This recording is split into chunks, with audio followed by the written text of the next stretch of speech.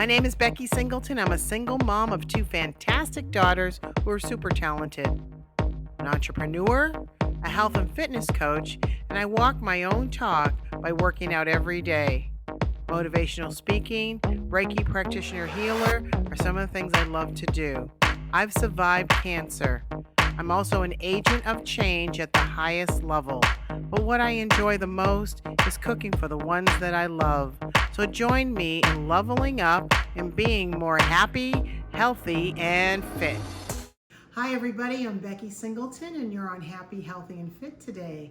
We're going to talk about kindness and why it's important to be nice, because you never know how that'll impact somebody else. But first, please remember to social distance. Please make sure you're washing your hands for 20 seconds and that you are wearing your masks in public. We are coming into high numbers again, so please do your best to protect yourself and others. So thank you so much. Here we go on Happy, Healthy, and Fit.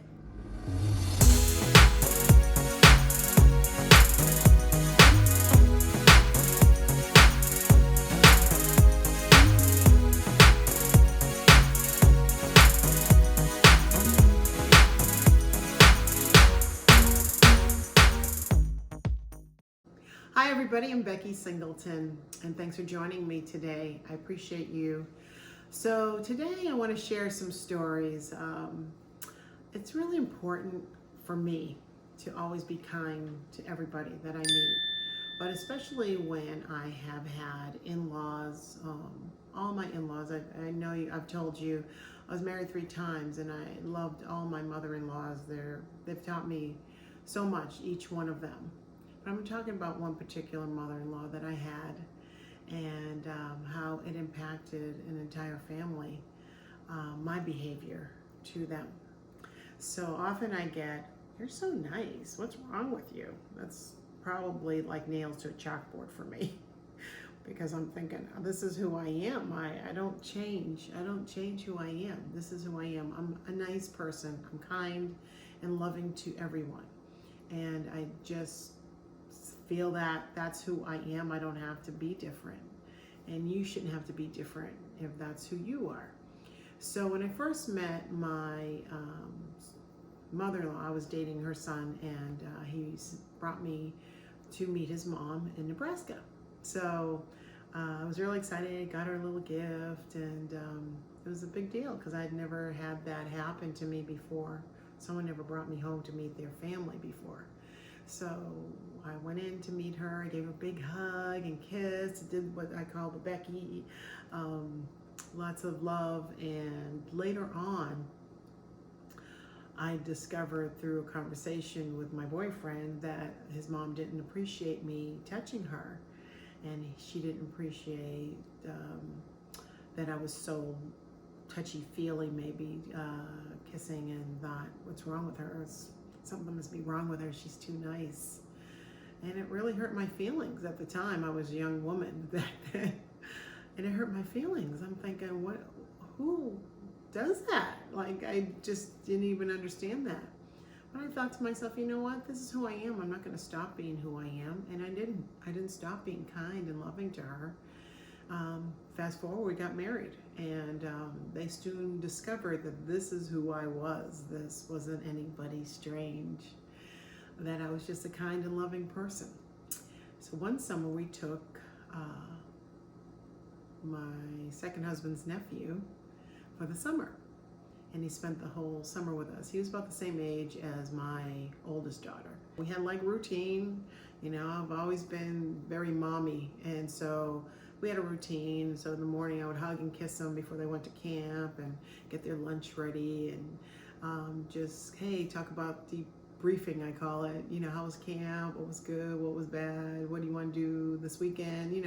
We just loved on him like we did Shalia, and lots of kisses, lots of hugs. So we send him back home, and when he got to the airport, his family was there waiting for him. His mom, his dad, the grandparents, which were my second husband's family, and the child started to hug and kiss on everybody.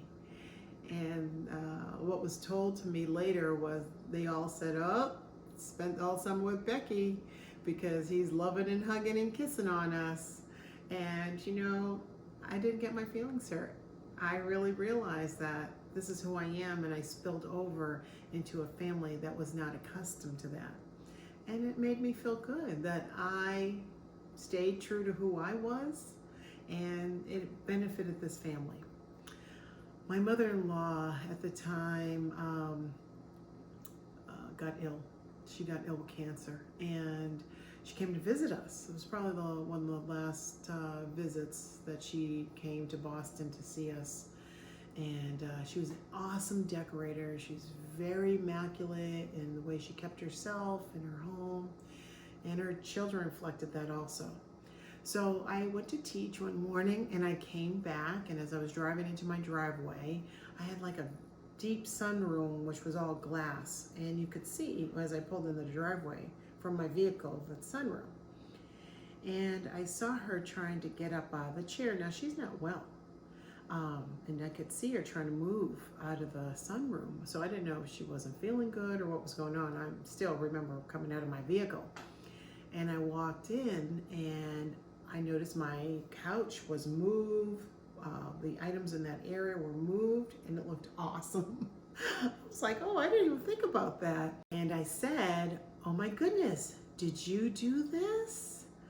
That's awesome. I love it. Oh my goodness. I hugged her, and she was like, you're not upset? I said, absolutely not. I love it.